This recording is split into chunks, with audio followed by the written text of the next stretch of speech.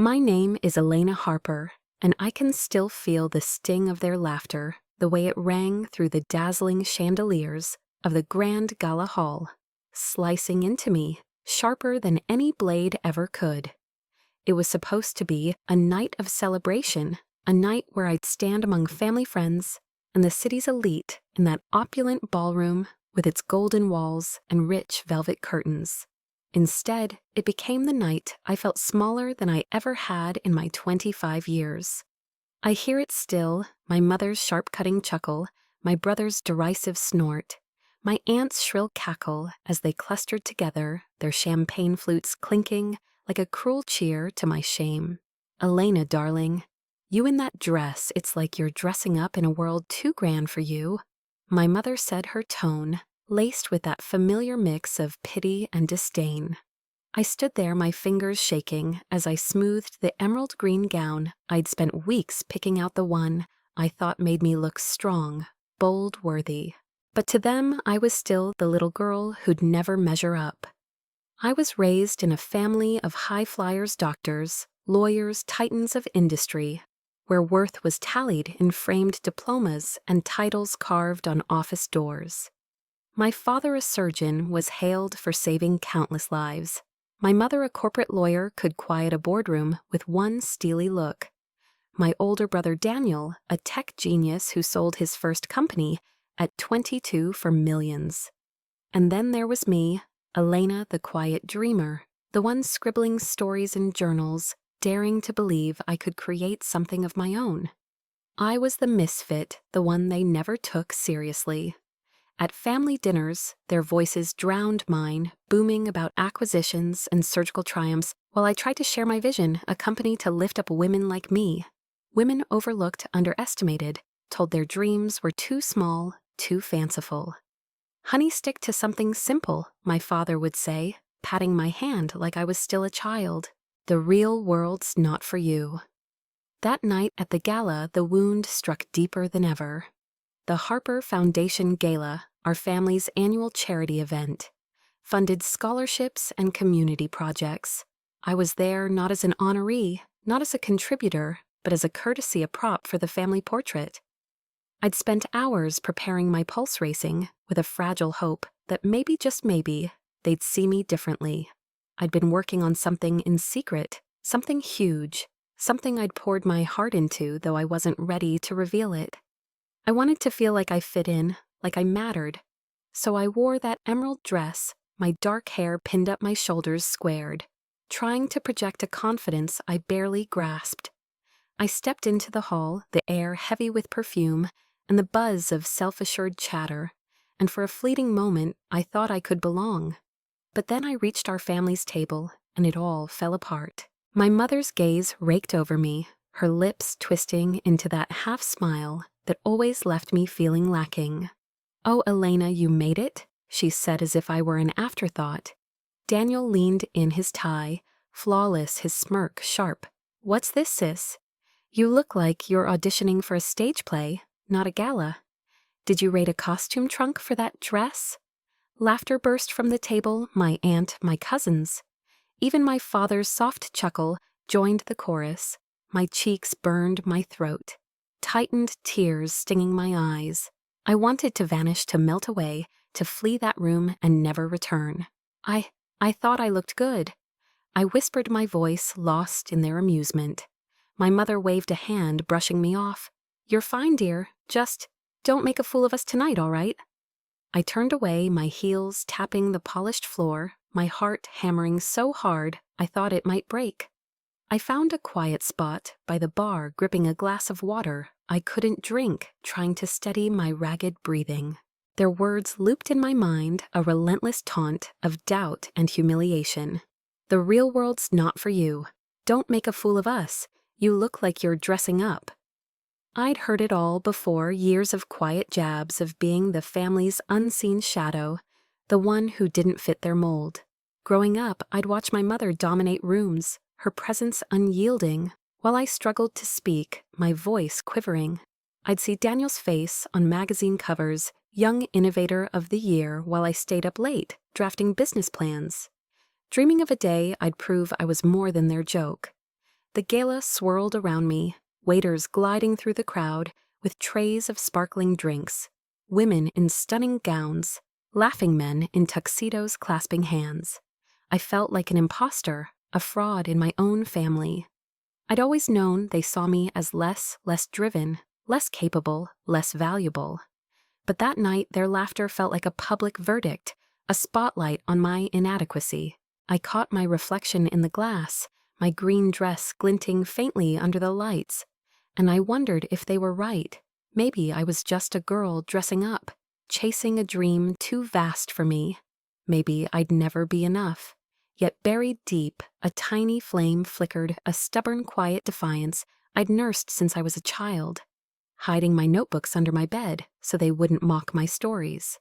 I'd always believed I could do something that mattered, not just for me, but for others, women like me, dismissed as too soft, feeling too small to leave a mark.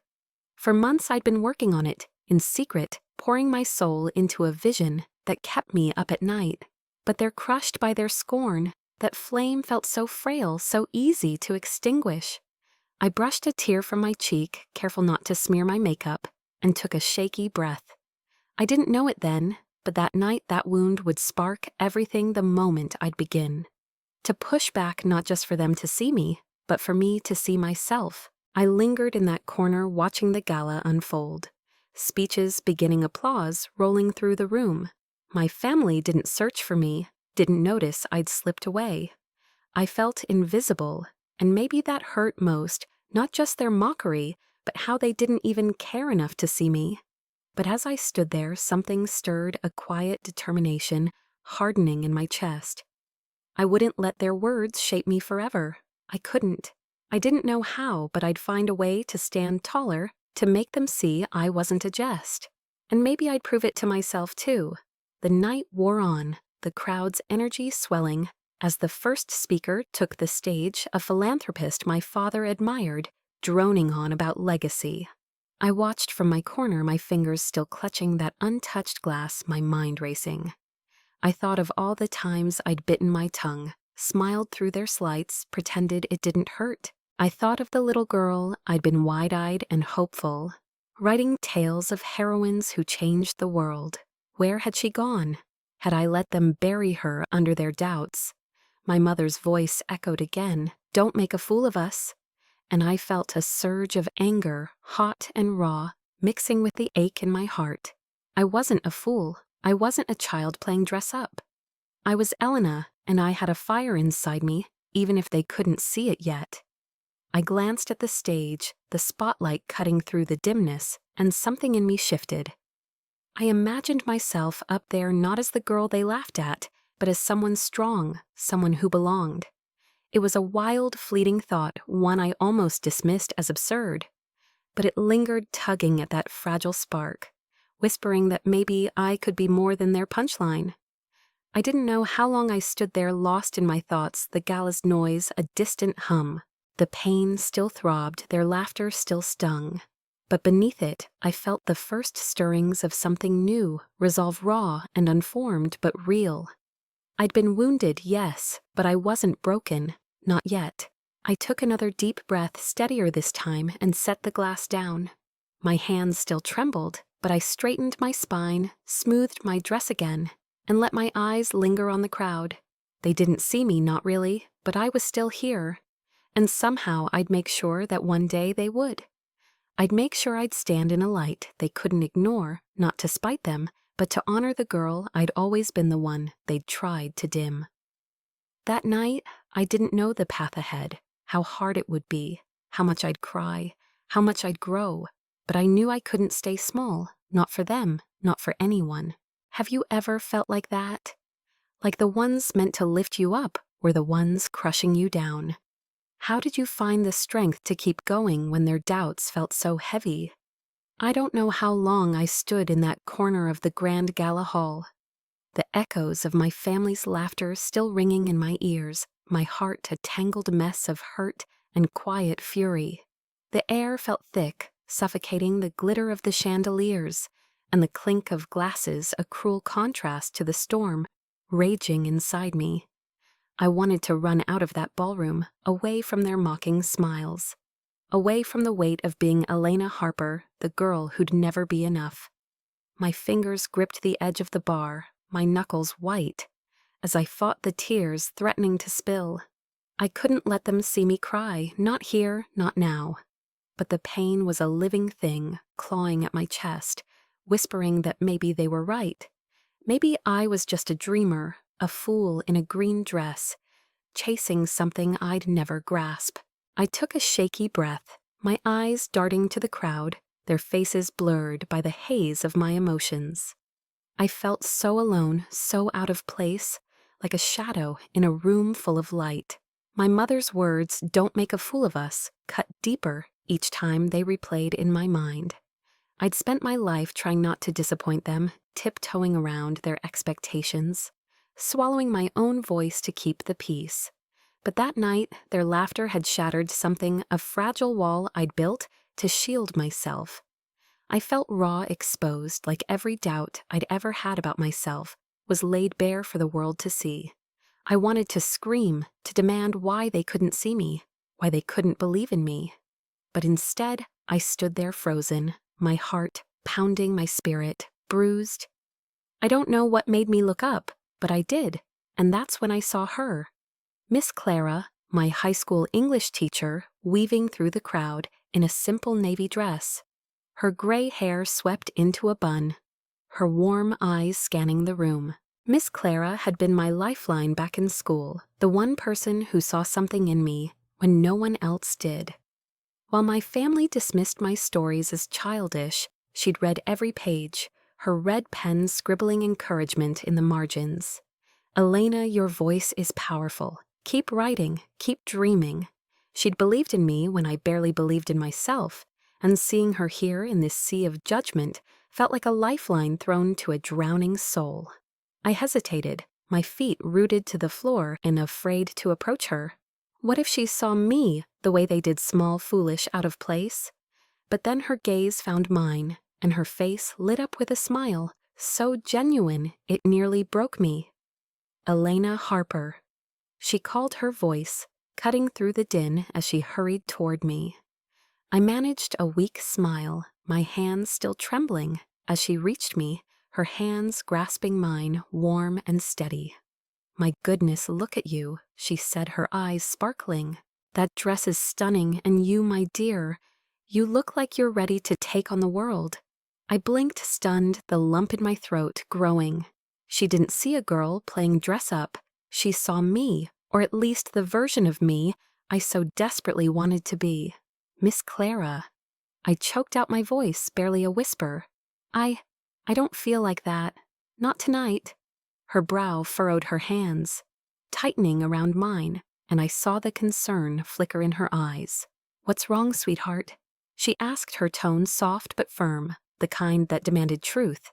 I hesitated, the weight of my family's words pressing down, but then it all spilled out: the laughter, my mother's dismissal, Daniel's cruel jab, the way they made me feel like I didn't belong. My voice cracked, tears welling up, and I hated myself for it, for being so weak in front of her.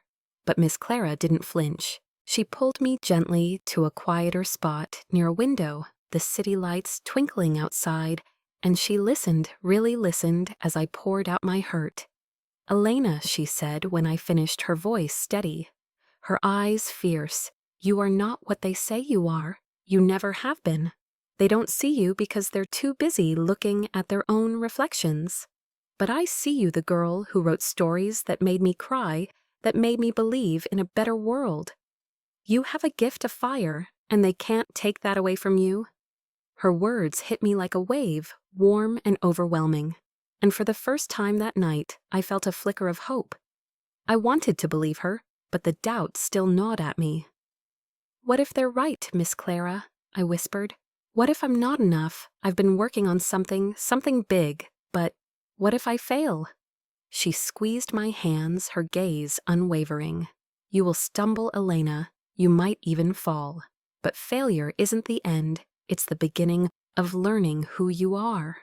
You're building something, you say, then build it. Pour your heart into it. Prove to yourself, not them, what you're capable of." I stared at her, my chest tight, her words sinking in. Prove to yourself. I'd spent so long craving their approval, their pride, that I'd forgotten what it felt like to fight for me. Miss Clara smiled, brushing a stray tear from my cheek. You're stronger than you know, my dear, and one day they'll see it too. But don't wait for them. Start now. I knotted my throat, too tight to speak, and she pulled me into a hug, her embrace warm and steady, like an anchor in the storm. For the first time that night, I felt seen, truly seen, and it was both a comfort and an ache. I pulled back, wiping my eyes, and glanced at the gala, the crowd still buzzing. My family's table, a distant glow of laughter and clinking glasses. They hadn't noticed I was gone, hadn't cared, and that hurt lingered sharp and heavy. But Miss Clara's words echoed prove to yourself. And I felt a shift, small but real, like a crack in the wall I'd built around my dreams. I stayed by the window, Miss Clara lingering nearby, chatting softly about her life, her retirement, the books she still read. I listened, but my mind was racing, replaying the secret I'd been hiding, my project. A business I'd been crafting in the quiet of my tiny apartment. A platform to empower women, to give them resources, community, a voice. I'd sketched it out on late nights, fueled by coffee and a stubborn belief that I could make a difference. But doubt had always crept, in my family's voices whispering failure, and I'd kept it hidden, afraid to let it breathe. Now, though, Miss Clara's faith in me felt like a spark igniting something I'd buried under their scorn. The gala droned on speeches blending into one another, applause rippling through the room. I watched my family from afar, my mother's elegant posture, Daniel's charming grin, my father's quiet nod to a colleague. They looked so at ease, so sure of their place, while I felt like I was still searching for mine. The hurt hadn't faded, their laughter still stung, their dismissal still burned. But Miss Clara's words gave me something to cling to. I wasn't ready to tell them about my project, not yet. It was too fragile, too precious, and I couldn't bear their mockery. But I felt a quiet resolve growing, a determination to take a step, even a small one, towards something bigger. I turned to Miss Clara, my voice steadier now. I've been working on this idea, I said, hesitant, my heart pounding. It's for women like me who've been told they can't. I want to build something to help them, to lift them up. Her eyes lit up, a proud smile spreading across her face. That's my Elena, she said. That's the girl I always knew you were. Tell me more. And so I did, haltingly at first, then faster the words, tumbling out my vision for workshops, mentorship, a digital space where women could connect, share, grow. I told her about the sleepless nights, the research, the rough designs I'd sketched. It felt terrifying letting it out. But her nod, her quiet encouragement, made me feel like maybe, just maybe, I wasn't crazy.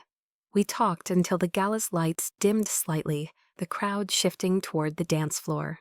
Miss Clara squeezed my hand again. You've got this, Elena. Start small, but start. Build it brick by brick. And when it's ready, show the world, including them.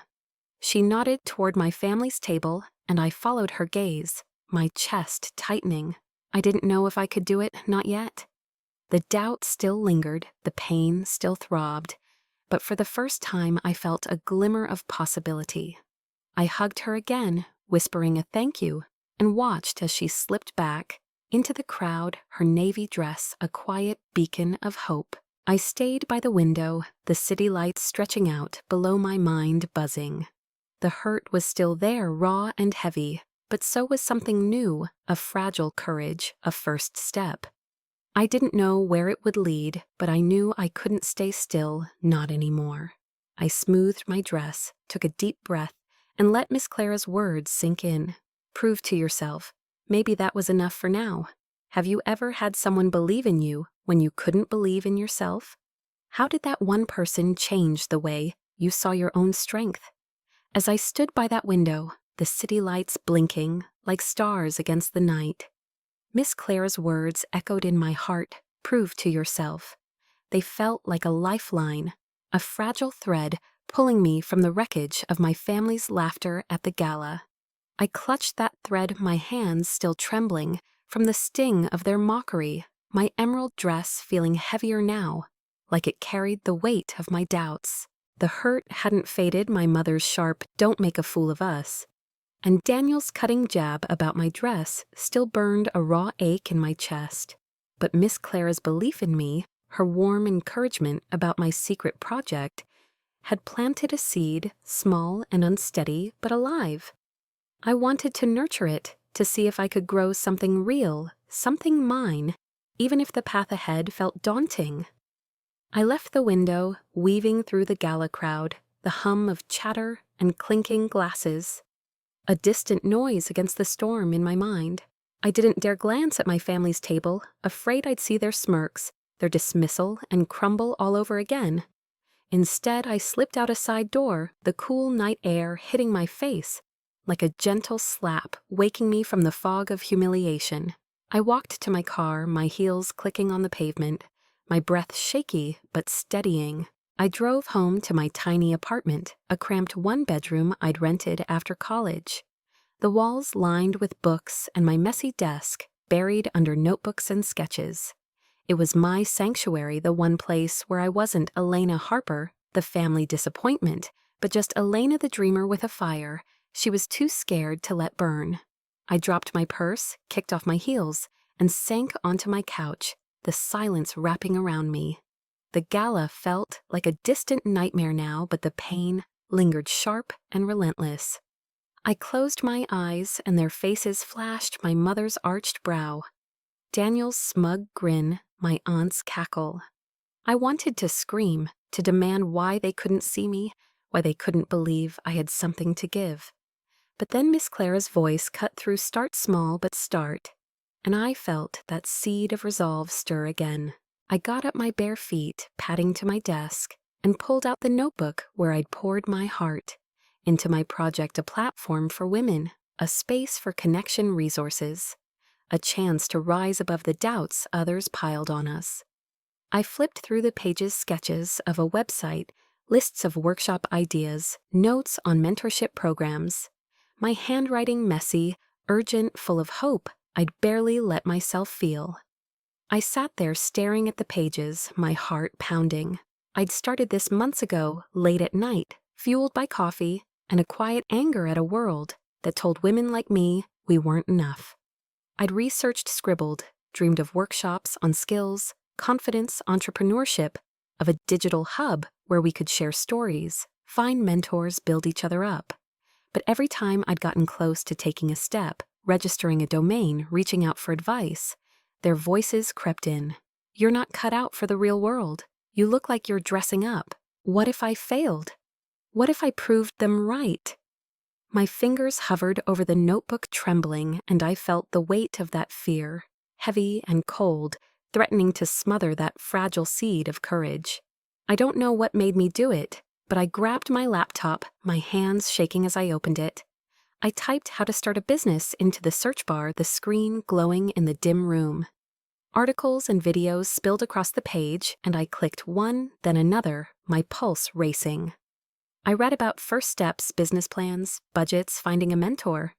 It felt overwhelming, numbers and terms I barely understood, but also real, tangible, not just a dream in my notebook.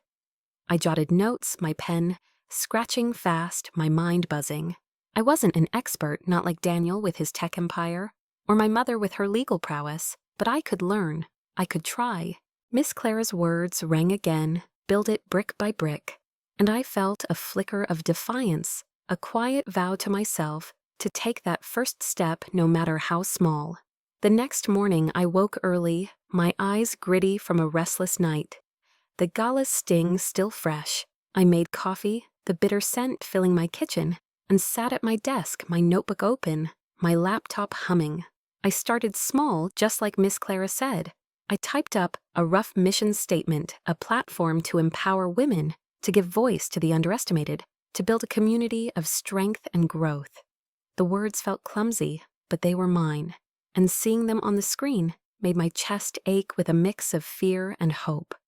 I spent hours researching, my fingers flying as I dug into website costs, free tools, basic coding tutorials.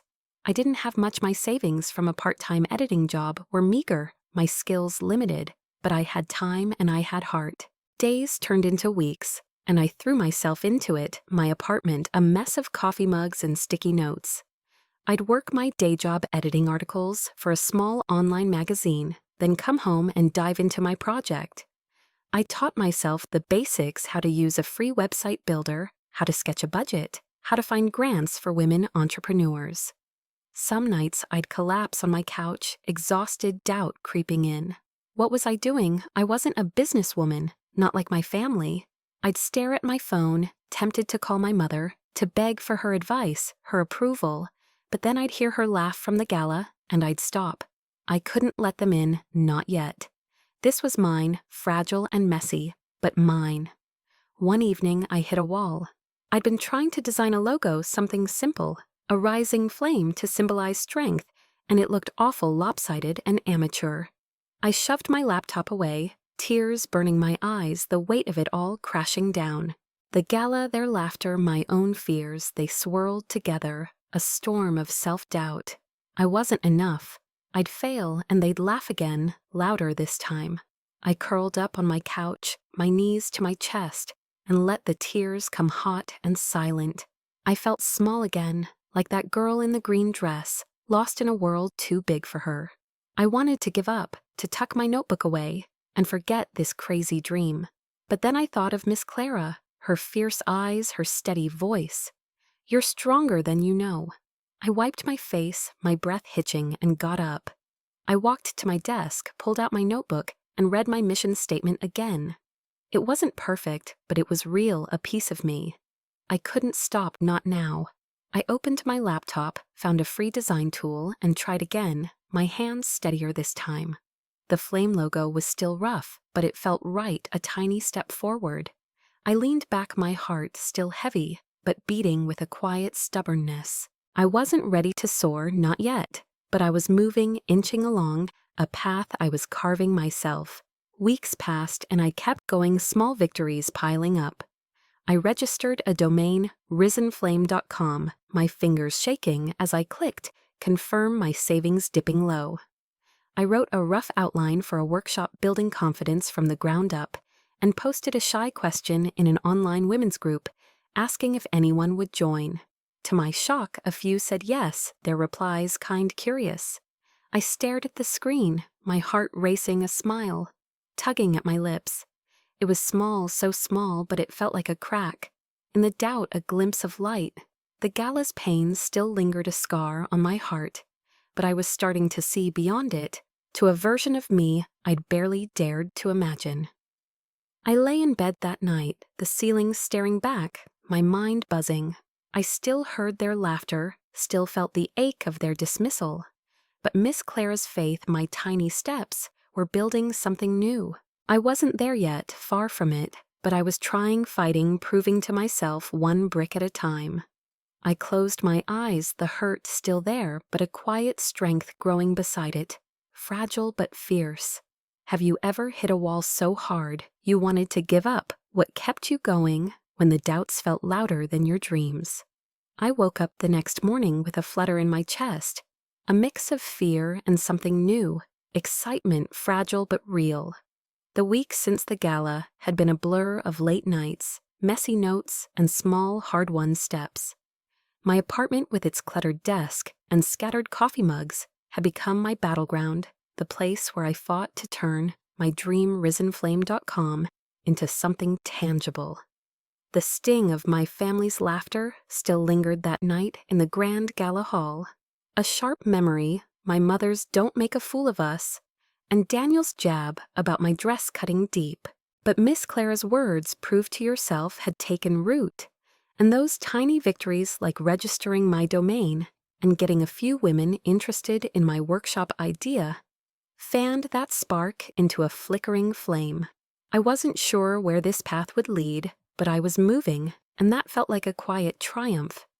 I sat at my desk sipping coffee, my laptop open to risenflame.com.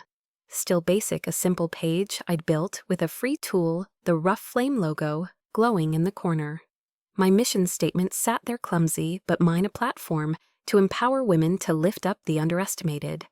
I stared at it, my heart pounding doubt, whispering I was in over my head. But I couldn't stop now. I'd posted in that online women's group, and 3 women strangers had said yes to my building confidence from the ground-up workshop idea. 3. It wasn't a crowd, but it was a start, and the thought of them believing in me, even a little, made my chest ache with hope. I typed an email, my fingers trembling, inviting them to a virtual meeting, a test run. "Hi, I'm Elena," I wrote, "and I'd love to hear your stories, your struggles, and build something together." I hit send, my breath catching, and waited. Days later, I sat cross-legged on my couch, my laptop balanced on a pillow, my heart racing as I opened the video call. 3 faces appeared: Lila, a shy single mom with tired eyes; Priya, a college student with a bright smile; and Marisol, a quiet woman in her 30s who'd been laid off. I'd worried I'd stumble, that they'd see me as a fraud, but I took a deep breath and started. "I'm Elena," I said, my voice shaky at first. "I've been told I'm not enough by my family, by people who should have lifted me up. I'm building this for us, for women like us, to find our strength. What's your story?" They hesitated, then spoke Lila's struggle to raise her son alone, Priya's fear of failing her parents, Marisol's shame after losing her job. Their words, raw and real, mirrored my own pain, and I felt a connection, a thread tying us together. We talked for an hour, ideas flowing, workshops on resumes, confidence networking. When we hung up, I sat there stunned, a smile breaking through. They believed in this, in me. That call lit a fire. I dove in, spending nights refining the website, adding a form for stories, a page for workshop plans. My savings dwindled, my sleep faded, but I felt alive, driven by a purpose I'd barely dared to claim. I reached out to a local community center, my voice trembling as I pitched a free in-person workshop. The director, a kind woman named Joyce, listened, her eyes warm. "I love this, Elena," she said. "We'll host it 2 weeks from now." I nearly dropped the phone, my heart soaring. A real workshop, a real chance. I thanked her, hung up, and danced around my apartment, the joy so big it hurt. But then doubt crept in. What if no one came? What if I failed? I pushed it down, Miss Clara's voice echoing, "Build it, brick by brick." I poured myself into preparing, designing flyers on my laptop, posting them online, my hands shaking as I shared them in groups. On social media, anywhere I could. Join Risen Flame Building, confidence from the ground up. They read my little flame logo glowing. I practiced my talk in front of my mirror, my voice wobbly, my notes clutched tight. I wasn't a speaker, not like my mother, commanding and polished, but I spoke from my heart about being underestimated, about fighting to believe in myself. The night before the workshop, I barely slept, my mind racing with fear, excitement, hope. What if they laughed like my family did? But I thought of Leela, Priya, Marisol, their stories, and I knew I had to try. The day came and I arrived at the community center, my emerald dress swapped for a simple blazer and jeans, my notebook in hand. The room was small, folding chairs in a circle, a table with water, and my flyers. My stomach churned as people trickled in, 5, then 10, then 15 women, their faces curious, wary, hopeful. I took a deep breath, my hands sweaty, and started. "Hi, I'm Elena," I said, my voice cracking. "I've been told I don't belong, that I'm not enough. Maybe you have too. Today we're here to build, to rise together." I shared my story, the gala, the laughter, the pain, my voice growing steadier as I saw their nods, their eyes softening. We talked, we laughed, we cried, stories of lost jobs, broken dreams, cruel words from family partners, society. By the end, the room buzzed, women swapping numbers, ideas, hope. Joyce hugged me, whispering, "You did it, Elena. This is special." I drove home, my heart pounding, tears slipping down my cheeks. Not of hurt, but of something new, a quiet pride. 15 women had shown up, believed in me, in Risen Flame. I posted about it online, my fingers flying, and comments poured in. "I wish I'd been there. When's the next one?" I stared at the screen, my chest tight, a smile breaking through. It was small, but it was real. I wasn't a mogul like Daniel, not yet, but I was building something brick by brick, just like Miss Clara said. I started planning another workshop, my mind buzzing my fear. Still there, but quieter now, drowned by the voices of those women, their trust fanning my flame. I kept going, weeks blending together, my days split between my editing job and Risen Flame.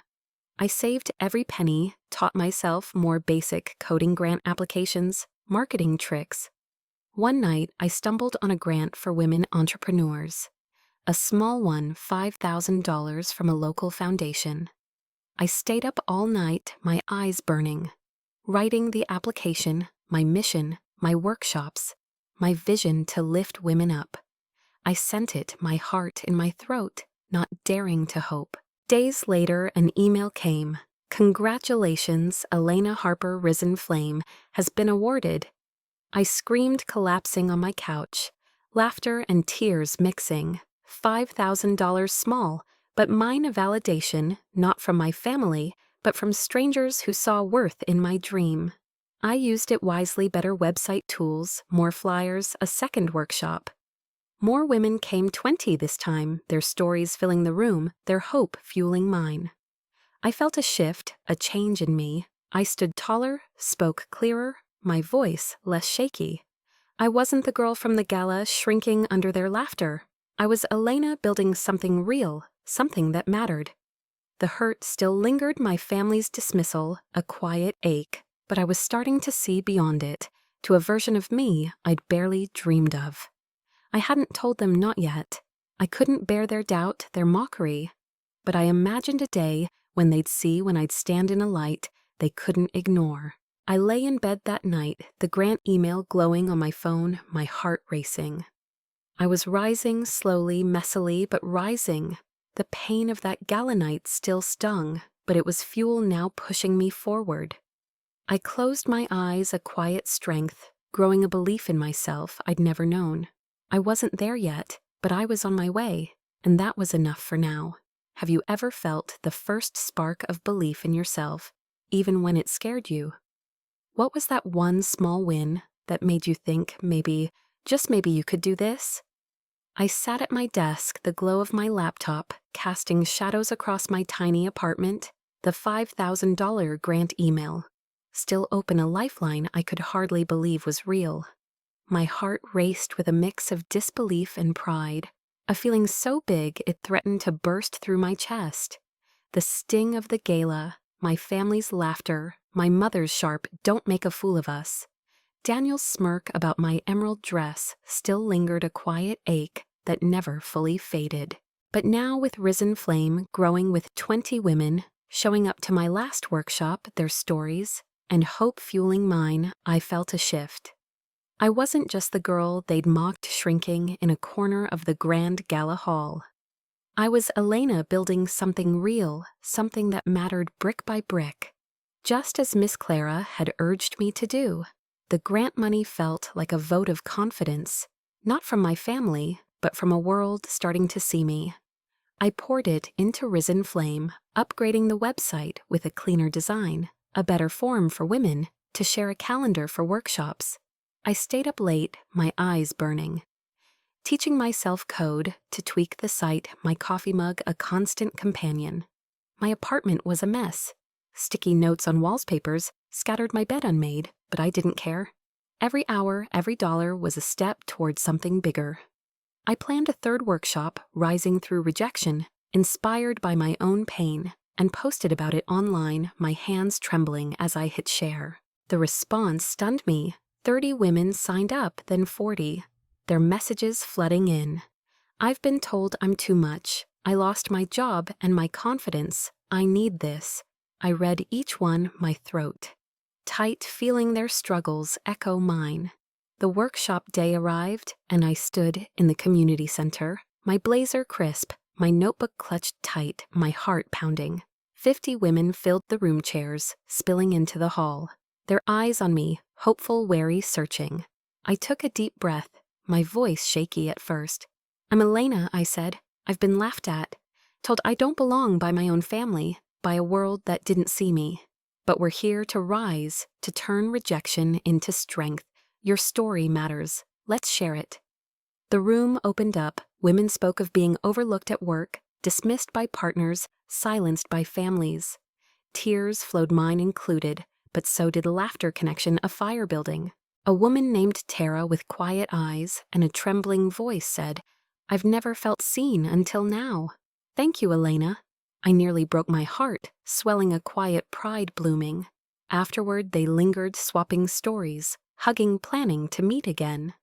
Joyce, the center's director, pulled me aside, her smile wide. "Elena, this is growing. You're changing lives. Have you thought about scaling up more workshops, a bigger space?"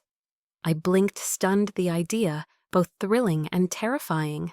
I don't know if I'm ready," I admitted, doubt creeping in. She squeezed my arm. "You are. Think big, Elena. You've got something special." I drove home, my mind racing, her words mixing with Miss Clara's prove. "To yourself build it, brick by brick. Could I think bigger? Could I be more?" I dove in, fueled by the women's stories, by Tara's quiet, "Thank you." I researched my laptop, humming late into the night, how to expand, find sponsors, rent a bigger venue. I stumbled on a local business fair, a chance to pitch Risen Flame to companies, maybe win support. The idea scared me, pitching to strangers, standing in a spotlight, risking rejection again. I heard my family's laughter, felt the gala's sting, and my hands shook as I typed an application. But I thought of the women, their faces, their hope, and I hit send, my breath catching. A week later, an email arrived. Elena Harper, Risen Flame, is invited to pitch at the City Business Fair. I stared, my heart pounding, a mix of fear and fire igniting. Me pitching, I wasn't my mother, polished and commanding, but I had heart and I had a mission. I prepared for weeks, my apartment, a chaos of notes and practice runs. I wrote a pitch, why Risen Flame mattered, how it lifted women, how it could grow with help. I stood in front of my mirror, my voice wobbly, then steadier my hands, gesturing, my eyes bright. "I'm Elena Harper. I practiced, and Risen Flame empowers women to rise above doubt, to build lives they're proud of. We need you to help us grow." I stumbled, started over, kept going. The gala's pain can kill me. The night before the fair, I barely slept, doubt whispering I'd fail. They'd laugh, I'd prove my family right. But I thought of Miss Clara, of Tara, of 50 women in that room, and I pushed it down. The fair buzzed with energy booths, suits, confident voices. I wore a simple black dress, my Flame logo pin on my chest, my notes in hand, my stomach churning. My turn came and I stepped to the mic, a small crowd watching, business owners, sponsors, strangers. My knees shook, my voice cracked. "I'm Elena Harper. I started, and I've been told I'm not enough by my family, by a world that didn't see me. But I built Risen Flame, a platform for women, like me, underestimated, overlooked. We've held workshops, connected, dozens, given hope. With your support, we can reach hundreds workshops, mentorship, a network of strength." I spoke of Lila Priyatara, their stories, my voice growing steady, my heart pouring out. I finished breathless, and the room clapped, not a roar, but warm, real. A few approached, 2 sponsors, a tech firm, a women's group, asking questions, offering cards. "Impressive, Elena," one said. "We'd like to talk." I smiled, my chest tight, tears pricking my eyes. I drove home, my hands gripping the wheel, a quiet joy mixing with disbelief. I'd done it, stood up, spoken, been seen. No one laughed. They listened. I posted about it online, my fingers flying, and comments flooded in. "Proud of you, Elena Risen. Flame is amazing." I stared, my heart swelling. I wasn't a mogul, not yet, but I was rising. I met with one sponsor, a small tech company, and they offered $10,000 seed funding, they called it, for more workshops, a better site. I signed the papers, my hands shaking, a smile breaking through. It was real, growing mine. I kept pushing, planning more workshops, a mentorship program. I hired a part-time designer, a quiet woman named Zoe, who'd attended a workshop and loved Risen Flame. We worked together, laughing, tweaking the site, her belief in me, a gift. The gala's scar still ached. My family didn't know, I couldn't tell them not yet. The fear of their mockery too raw. But I felt a change, a strength building. I stood taller, spoke clearer, believed in myself a little more. I lay in bed, the city humming outside my mind racing. Risen Flame was alive, touching lives, and I was becoming someone new. Someone who didn't need their approval, not yet, maybe not ever. I thought of that night, their laughter, and felt the hurt, but also the fire it had sparked. I was rising messily bravely, and I wouldn't stop. I closed my eyes, a quiet confidence, settling in a belief I was only beginning to claim. I was Elena, and I was building something unstoppable. Have you ever stood in a spotlight, scared but determined, and felt the world shift? What was the moment you realized you were stronger than you thought? I woke to the buzz of my phone messages, pouring in from women who'd seen my post about the business fair pitch. Their words, "You're inspiring." Elena Risen Flame gives me hope, lighting a fire in my chest I could barely contain. It was surreal, this growing wave of belief in me, in my dream when just months ago, I'd stood in the Grand Gala Hall, crushed by my family's laughter, my mother's sharp "don't make a fool of us," and Daniel's jab at my emerald dress cutting deep. That pain still lingered, a quiet scar, but now with Risen Flame, blooming workshops filling a $10,000 sponsorship in hand, a website growing. I felt a strength I'd never known, a sense I was becoming someone new. I wasn't there yet, but I was rising, and the momentum carried me forward brick by brick. My tiny apartment hummed with energy, my desk a chaos of notes, my laptop open to risenflame.com, now sleeker thanks to Zoe, my part-time designer, whose quiet talent brought my vision to life. We'd spent nights laughing, tweaking the forum, adding a mentorship sign-up, the flame logo glowing brighter. The $10,000 from the tech firm fueled bigger dreams. More workshops, a larger venue, a real mentorship program. I dove in, my heart racing, planning a series rising through rejection, claiming your voice, building your future.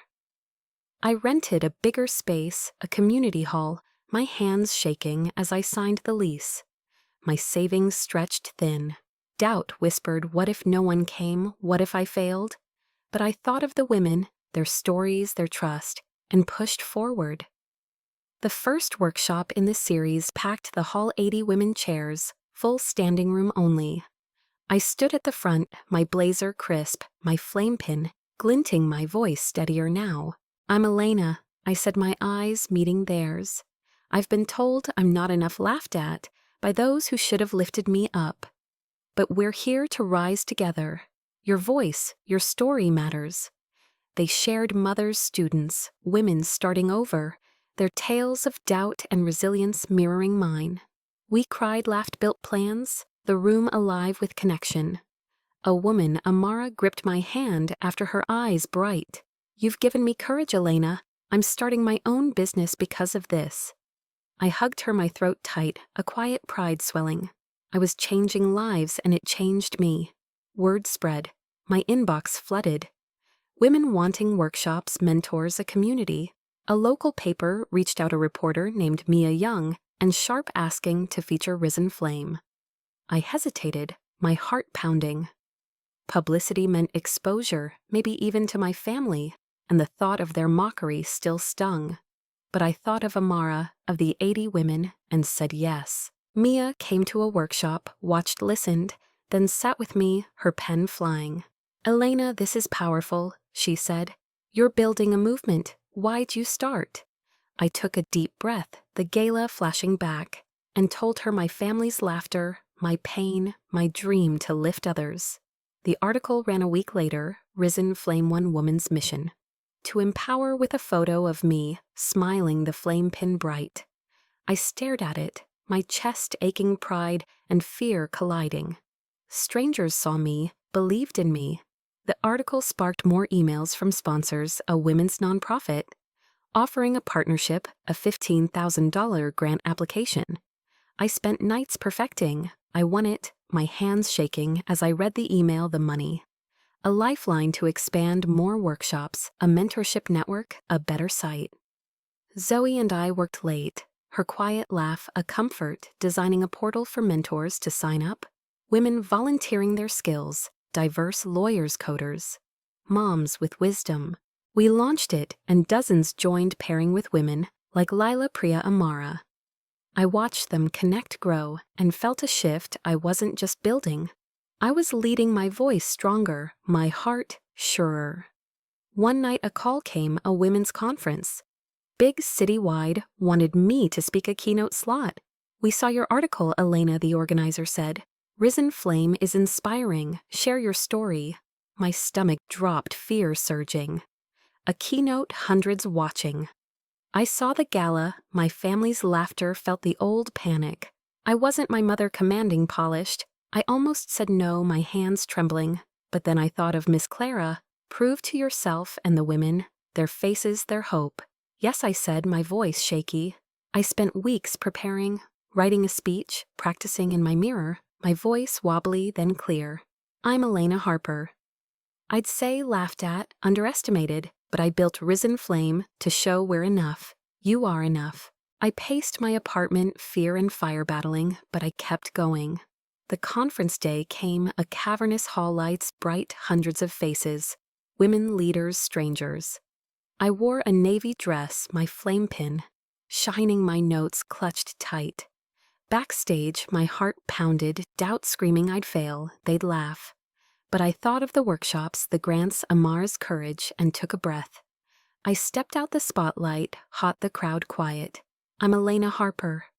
I began, my voice trembling, then steadying. I stood in a gala hall, laughed at by my family, told I didn't belong. But I built Risen Flame, a home for women like us. Underestimated, overlooked, yet unstoppable. We rise together. I spoke of my pain, the gala, the women I'd met, our shared strength. The room listened, eyes locked, some tearing up. When I finished, they clapped, then stood, a wave of applause washing over me. I stood there stunned, tears pricking, a joy so big it hurt. Backstage, organizers hugged me. Women approached, sharing stories, thanking me. "You gave me hope," Elena once said. I smiled, my chest tight, feeling seen, not as the girl in the green dress, but as Elena, a leader. I drove home, the applause echoing, a quiet confidence blooming. Risen Flame was growing, hundreds reached, sponsors calling, a movement taking shape. I hadn't told my family, the fear of their scorn still raw, but I didn't need their nods anymore. I was proving it to myself, and that was power. I lay in bed, the city humming, my mind racing. The gala's hurt still ached, but it fueled me, pushed me to this. Workshops, a speech, a fire spreading. I was becoming someone new. Strong, sure, a woman, claiming her place. I closed my eyes, a steady belief, settling in a sense I could do this no matter what came. Have you ever stepped into a moment bigger than you thought you could handle? How did it feel to realize you were rising, becoming more than you'd dreamed?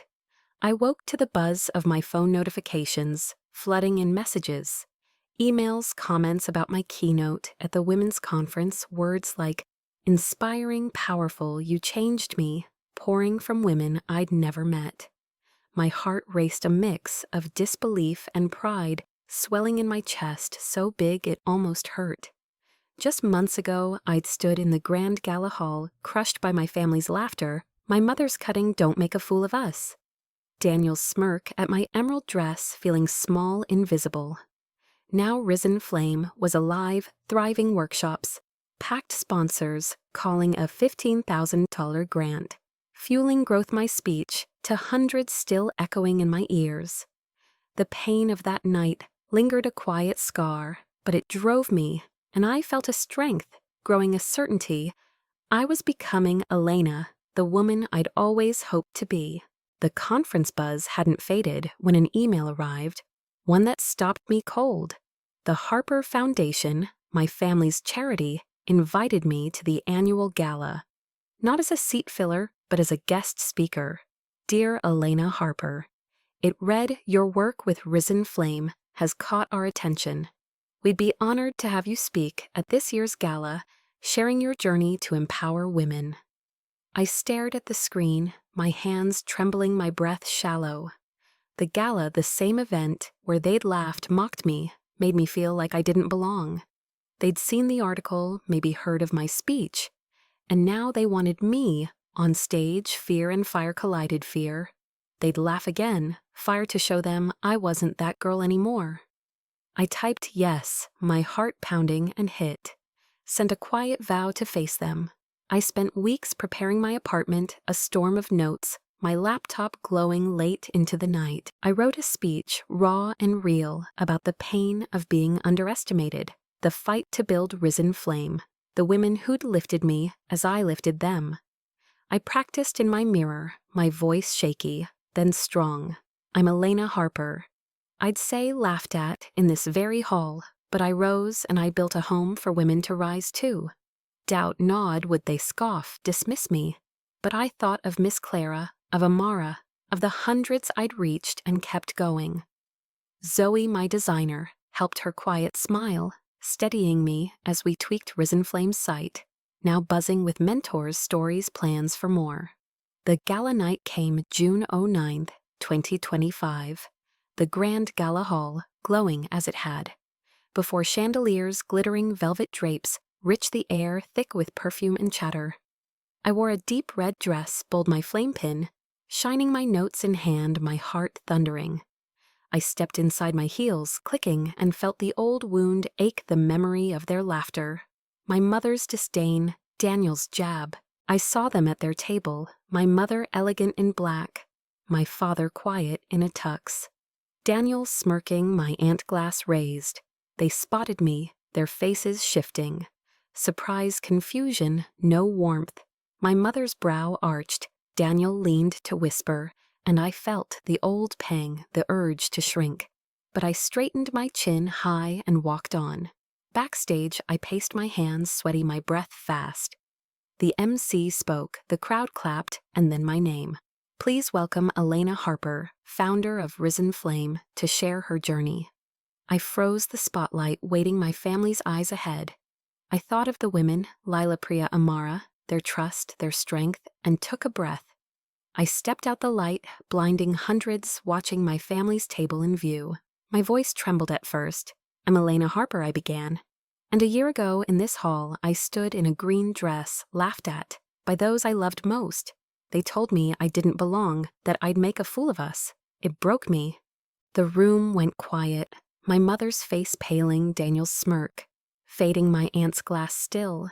I kept going, my voice steadying, but that pain fueled me. I built Risen Flame, a home for women, underestimated, overlooked, to rise.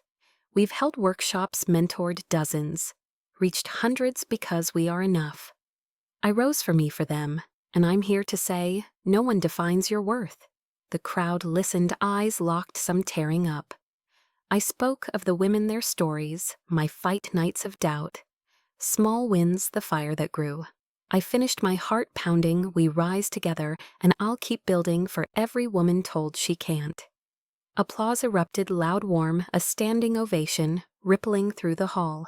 I stood stunned, tears pricking, joy and relief crashing in.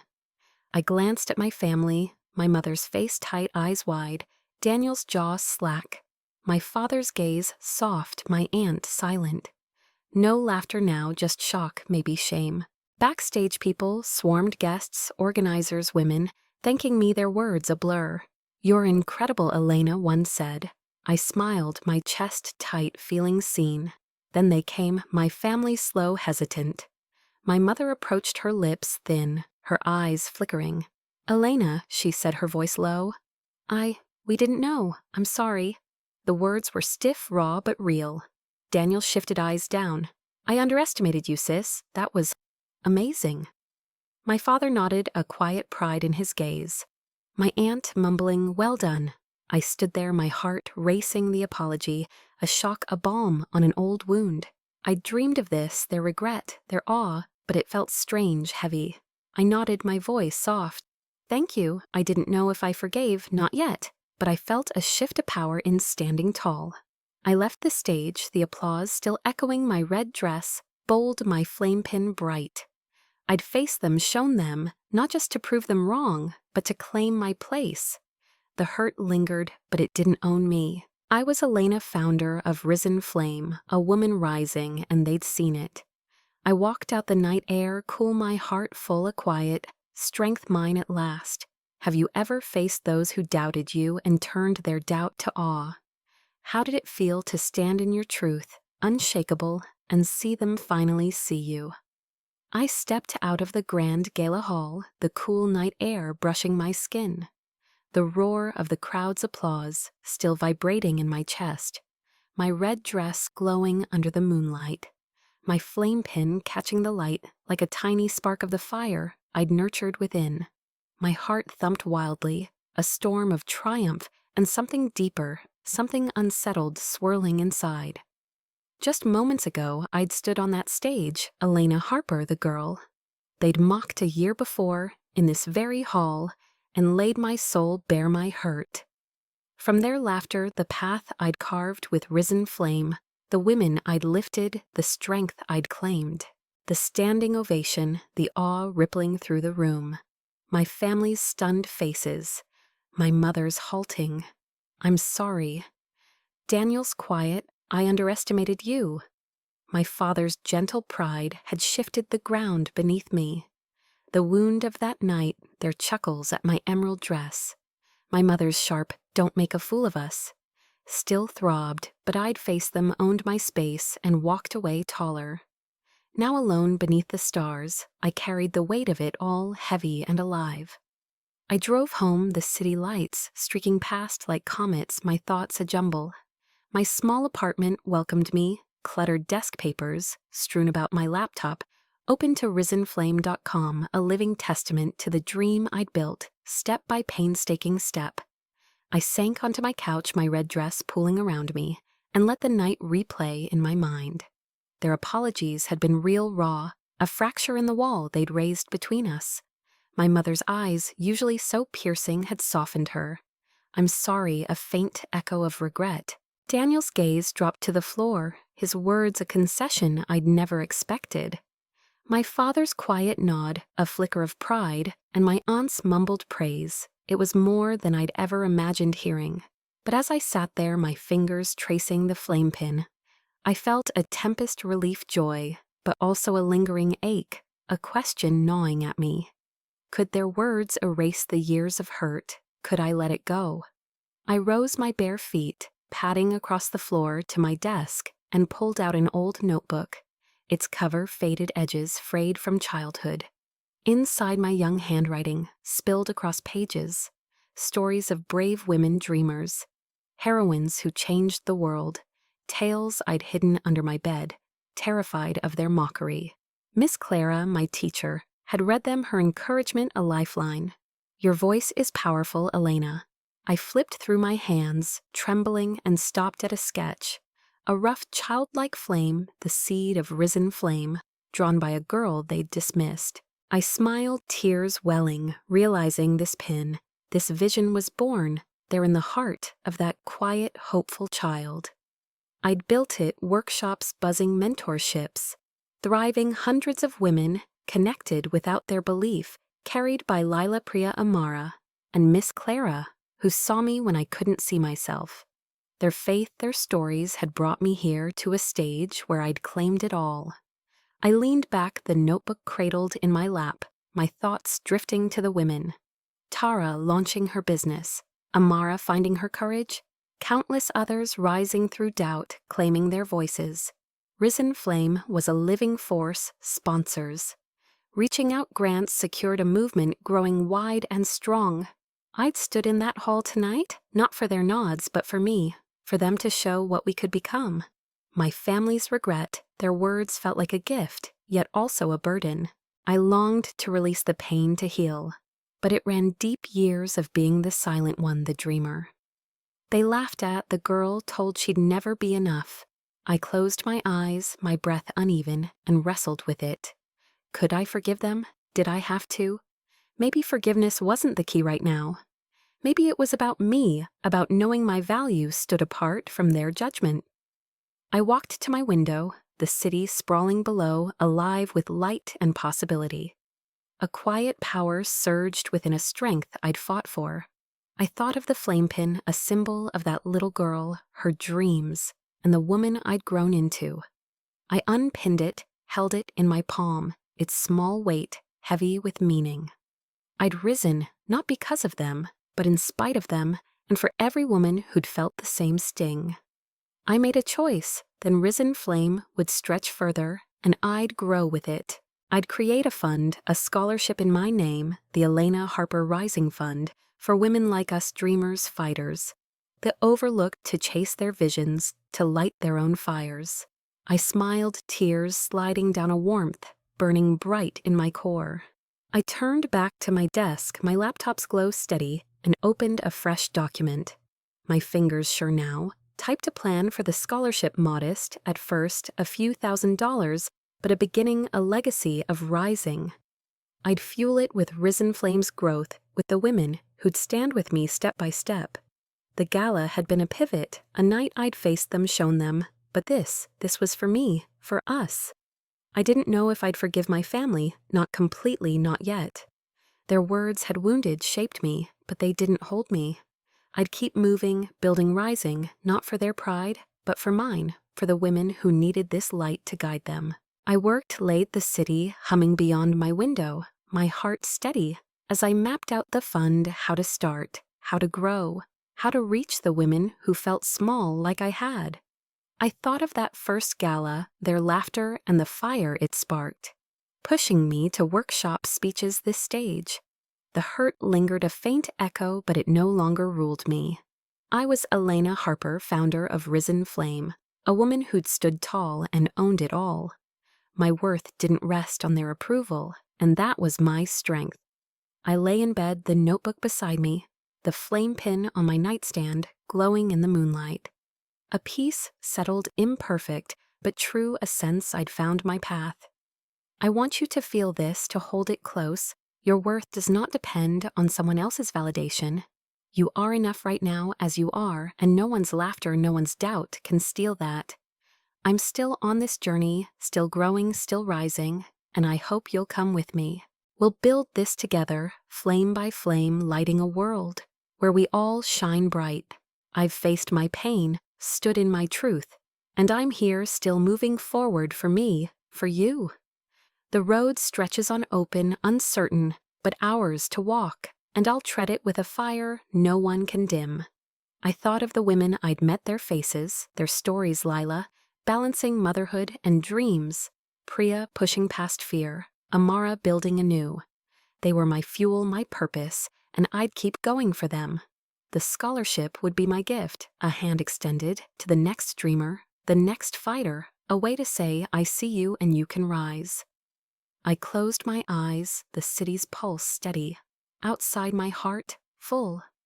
The pain of their laughter, the weight of their doubt was still there, but it was smaller now, a shadow next to the light I'd built. I'd rise, keep rising, and bring others along my flame, burning brighter than ever. Have you ever felt your worth bloom untethered from others' eyes? How will you spark your fire, claim your strength, and rise no matter who tries to dim your light?